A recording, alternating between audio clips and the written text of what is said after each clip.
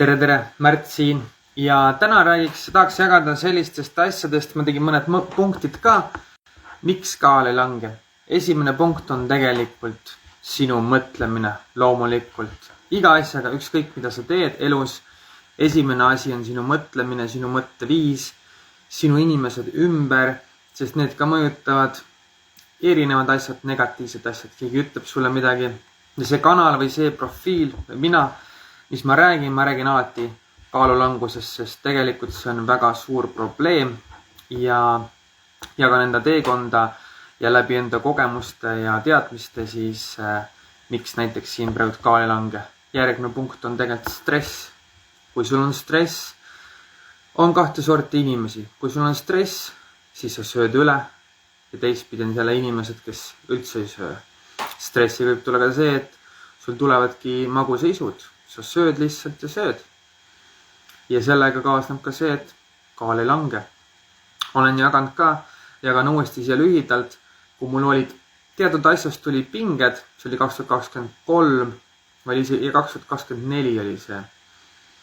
Ja kui ma lasin sellest pingest lahti, ma tegin kõike hästi, ma tarbisin tooteid samamoodi, aga see oligi teatud pinge ja kui ma sellest pingest lahti lasin või sellest mõttest ja asjast, siis 10 päevaga ma võtsin alla 4,7 kilo. Nii, järgmine asi on siin. Need ei ole järjestuses, aga ma toon lihtsalt järgmise punkti on seedimine. Kui sa mõtled, mina mõtlesin ka, ma tuli isegi, kui ma nüüd seda toodet siin tarbin, ma tuli meelde. Aga kui ma eelnevalt toodet tarbisin, siis ma käisin vetsus tihedamini igapäevaselt, muidu ma käin üle päeviti. Et ma olen ka kuulnud siin inimesi, kes käib nädalas korra. No, ma oskagi midagi selle peale nagu öelda, see on päris jube, sellega tulebki tegeleda.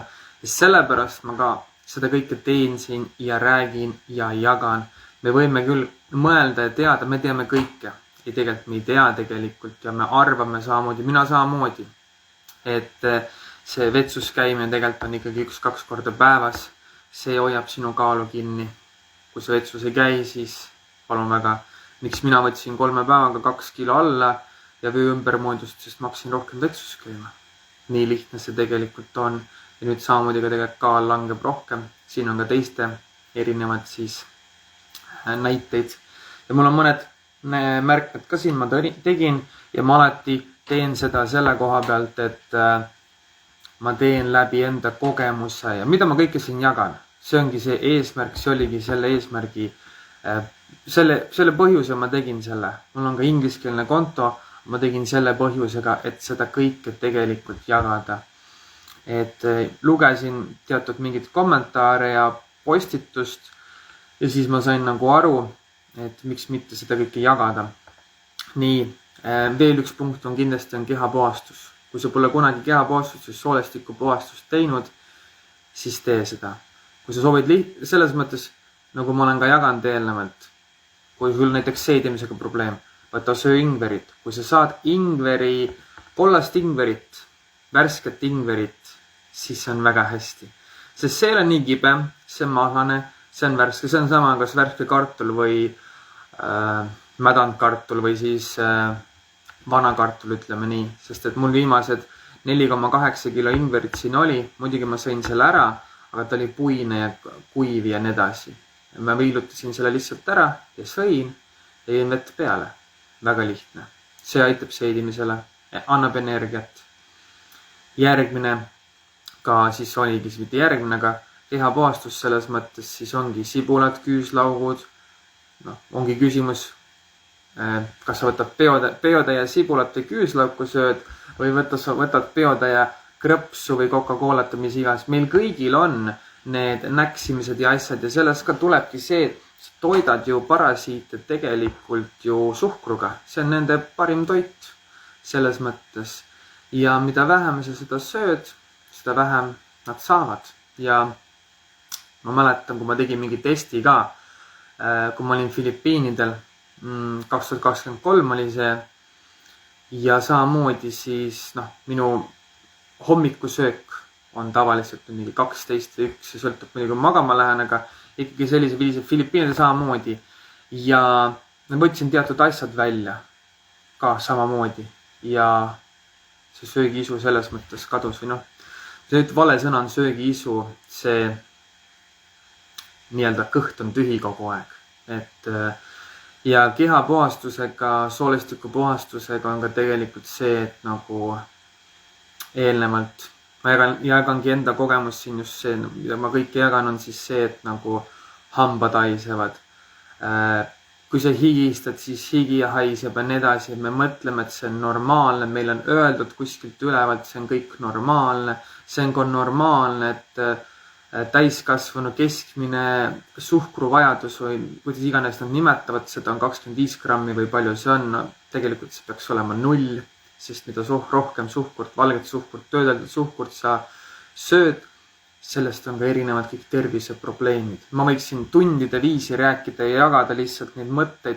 Ma toongi just siin selles laivis nagu välja just, et mis kaalu tegelikult kinni hoiab.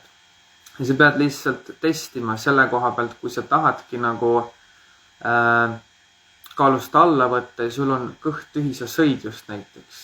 Sul on kõht tühi, kui sa päriselt mingit porgandit, ma lihtsalt toon näite, nagu on tehtud ka, ma olen kuulnud mingit porgandit, et päris toitu, mis on päris toit, et kui sul on kõht tühi, sa sööd krõpsu, kommi või küpsist, mida ma kunagi ka tegin, see ei ole päris toit. Seda ma mõtlengi, sa teedki päriselt, ma ei tea, keedad muna, praedmuna, sööd liha, sööd ühe õuna ära ja siis sa näedki seda erinevust. Ja kui sa ka teed niimoodi, siis on ka vähem neid söömispause. Või nagu ma ütlen jälle, et kui sa annad enda kehale suhkurt, siis juhtub see, et sa tahad jälle. Ma lisan siia sisse, kohe tuleb sellest mulle meelde, et lapsed söövad igasugused McDonaldsit ja nii edasi ja siis lapsed on haiged. Ei tea küll miks. Osta burger McDonaldsist ja hoia aasta aega, vaata mis juhtub temaga. Mitte midagi, isegi 20 aastat võid seda hoida. Ikka ei juhtu midagi. Ja need punktid nagu tegelikult ongi tähtsad. Neid punkte on kindlasti veel ja kui mul tuleb, ma nii jagan. Ma usun, ma kirjutan ka mingi postituse, kus ma toon lihtsalt välja. Ja nendega tuleb lihtsalt tegeleda. Ja võib-olla siit kui mul endal ei ka samamoodi, kõik on hästi, kaal langeb ja siis tuli mingi pinge, nagu ma just natuke aega tagasi jagasin. Miks ma seda jagan uuesti? Kui sul on kõik hästi, toitumine on korras ja kurat kaal ei lange, mis siis on? Aga mõtle siis selle peale, kas seedimine on korras, kas sul on stress või mingid pinged. Sest ma võin öelda, ise ka kogu aeg õppides saan aru, et alati on mingi kuidas ma sõnastan. Et mingi põhjus on see nagu ikka, ma üks ühtepidi on, et igal asjal on põhjus, aga selles mõttes ma ei oska seda sõnastada praegu siin, aga saada aru, et midagi on. Ja siis ma toongi praegu need punktid nagu selles mõttes välja. Ma kiilusin korra kinni, vaatasin korra märkmeid, ma olen sellest kõigest nendest rääkinud ja lihtsalt kirjutasin läbi, et mul need on kõik läbi enda kogemuse tegelikult. Ja kui magusisu on kogu aeg, kas on stress, on üks punkt. Teine asi ongi see, et kui sa oled kunagi enda keha puhastanud, siis ma toon jälle järgmise näite. Kui sa oled auto omanik või sa käid autoga puhastamas ja nii edasi, on ju auto pesulas, mootor, kõik puhtaks, siis tee endaga samamoodi. Me peseme ennast, aga kas me seestpoolt peseme? Miks nahale tulevad igasugused punnid ja asjad, kui ma ka eelnevalt alkoholi jõin, tulid mingid punnid ja asjad, kas see on normaalne? Ei, tegelikult see ei ole, see tulebki mingi mürk konkreetselt nagu välja, just muidugi meil on Coca-Colat ka, rummiga näiteks, siis see ongi kõik, samamoodi lastel on mingid psoriaasid ja asjad ja mingid muud trendikad haiguse nimed. Tegelikult see on kõik sellest, et kuskil on mingi aine või, kuidas ma ütlen? Mürk, ma ütlen niimoodi, nagu ma ütlen, mürk selles mõttes ja kas siis on toidus või kuskil mujal, sellepärast ongi vaja tegelikult kehapuhastus, soolistiku puhastus, seda kõik, kogu terve kehapuhastus tuleb teha aastas mitu korda. Et jah, ma arvan, et tänaseks on kõik. Homme ma räägin uuesti toitumisest ja nendest erinevatest asjadest, kui sa soovid. Ja mitte võib-olla, kui sa said väärtust või midagi siit, siis like'i või kommenteeri, see annab mulle ka hästi palju tegelikult tagasisidet. Küsige ja ma vastan nendele küsimustele, mis ma oskan ja see tuleb läbi kogemuse selles mõttes just selle enda teekonnalt. Samamoodi ma olen võtnud üle 20 kilo alla toitumisega, üle 20 kilo alla siis toodetega, mida olen tarbinud. Ja kui ma tulin siia Eestisse, siis ma võtsin ka kaalu juurde ja mida ma nägingi erinevus selle koha pealt, nüüd ma võtan järjest kaalu alla, ongi see, et kus igal pool on suhkur. Alguses ei pannud tähelegi, ma ei pannud eelnevalt tähele, isegi maitseained ja kõik asjad. Et nüüd tänaseks mul ei ole midagi. Ma olen kõik eemaldanud suhkru ja ongi, tarbin rasva, soola. Näiteks ma täna praadisin maksa, ma raputasin lihtsalt soola peale, kasutasin rasva ja kõik. Ja maks toidab väga hästi. Ma jagan lihtsalt enda kogemus selles mõttes nagu liha ja hakkliha on ka ja mida ma siin söön, aga supikulpi te teete kõik, on ju. Ma panen supikulbide ja maksa panni peale ja mu kõht on 2-3 tundi täis. Et noh, minu jaoks, kui ma võrdlen näiteks midagi muud ja just nagu koguse mõttes. Ja kui mul kõht tühi on, siis ma teen jälle. Muidu ma tegin muidu munaga juurde, aga vahepeal need ägised, viimased need tükid ei jõua lihtsalt. Ja siis saadki aru, kui toitava maks on ju versus siis võtta, ma ei tea, mingi saiakesed või me oleme teinud kõik, mina olen seda samamoodi teinud.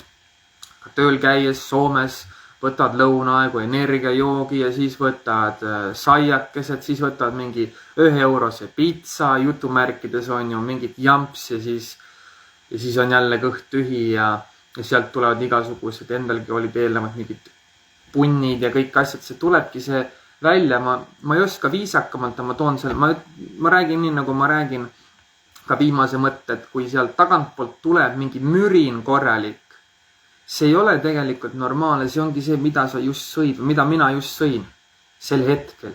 Jõin Coca-Colat, krõpsu, mida iganes ja nüüd tuleb selline mürin sealt tagantpoolt välja. See tulebki kõik kordi heitegaasid sealt otseses mõttes nagu välja. Et kui inimestel on, neil on ka aluspükstes on augud, noh, see kõik happe või kõik see jama tuleb ju kehast tegelikult välja. Et 90% väiksematest ja suurematest terviseprobleemidest on ju parasiidid, ehk meie keha on must seestpoolt. Ja siinkohal tänaseks ma lõpetan ja jätkame homme.